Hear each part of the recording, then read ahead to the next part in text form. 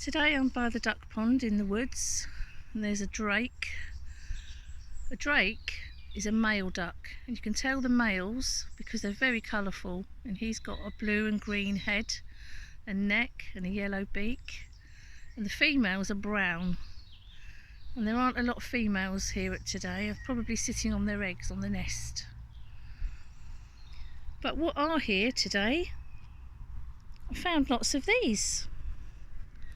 Can you see what they are? What do you think they're called? That's right, they're called tadpoles. And do you know what tadpoles grow into? That's right, they grow into frogs. And they go through lots of changes from when they're an egg to a tadpole to a frog.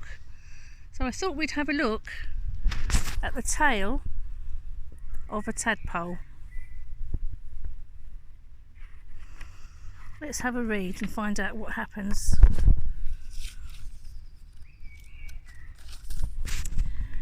The tail of a tadpole begins in a pond. Mother frog lays her eggs next to the lily pad.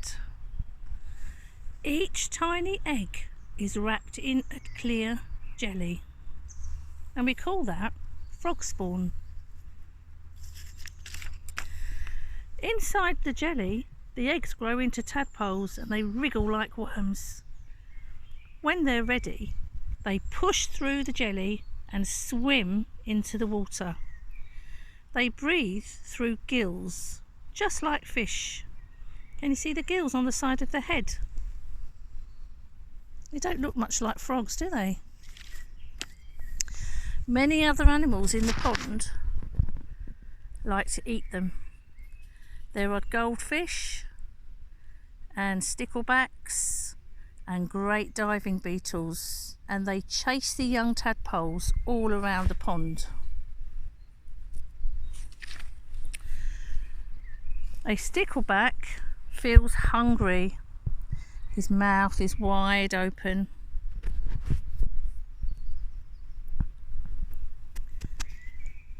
The little grey tadpoles wriggle their tails and swim away through the water. He's trying to eat them. A great diving beetle also feels hungry. His hairy back legs beat through the water, but the tadpoles escape and hide in the weed. Soon, a tadpole grows some legs with tiny webbed toes. Webbed toes are like flippers, and they help the small tadpole push through the water. The tadpole grows arms with long skinny fingers. He nibbles on plants and gobbles green pondweed. Half tadpole, half frog, he rests in the sunshine, and his tail, well, can you see what's happening to his tail? It's getting shorter and shorter. His tail is shrinking. It gets smaller and smaller, and it's almost disappeared. The new little frog sits on a lily pad. His legs are quite strong now, and he can breathe through his nostrils. His skin is dotted with tiny gold spots. Where are your nostrils? That's right, they're on your nose, aren't they? Frogs must keep their skins slimy. He hops back in the pond and he swims for a while, and then he climbs onto a log. Another frog climbs up and sits down beside him. Now he's fully grown and he dives through the water. He's not afraid of the stickleback, and he swims past the beetle. Why is he not afraid of them anymore? Who's the biggest out of them all? That's right, it's the frog. The other creatures can't eat them now, can they? In the pond, he watches and waits. What can he see with his round, beady eye? a fly lands above him. He creeps closer and closer. But a big frog jumps up. It snatches the fly with its long sticky tongue. The frog misses his meal. Oh, what's happened? Can you see?